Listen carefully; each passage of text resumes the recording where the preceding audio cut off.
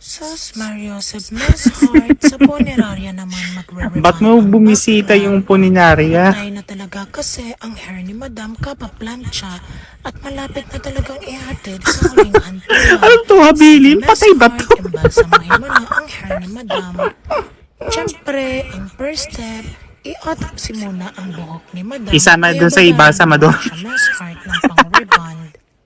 Habang nakababad ang pang-rebond, Nababad si Carlota. Carlota, higa ka muna bakla kung bet mo. Marami pa naman available Toblerone na pwede mo himlayan. Okay, banlawan mo na ang hair mo, Madam. Siyempre, patuyuin na din. Okay, Carlota, magplansya na. Sige, babaran mo na Miss Heart ang Brazilian at formalin ang hair ni Madam para hindi mabulok agad. Siyempre, may pabaon din si Miss Bastos. Heart sa hair ni Madam. Ibulon mo sa hair Miss Heart ang Lux Organic 9 Seconds Miracle Yes, sponsor. para magkaroon siya ng everlasting life sa buhok niya. Okay, i-blower mo na Carlota. Plansyahin mo na ulit Carlota. Nakakabwisit ka, Miss Heart.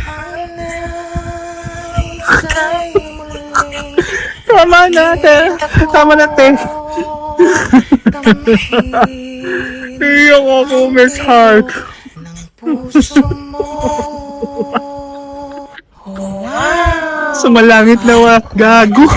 Ay, Madam, ready na si buhok para sa ikot ng San Pedro.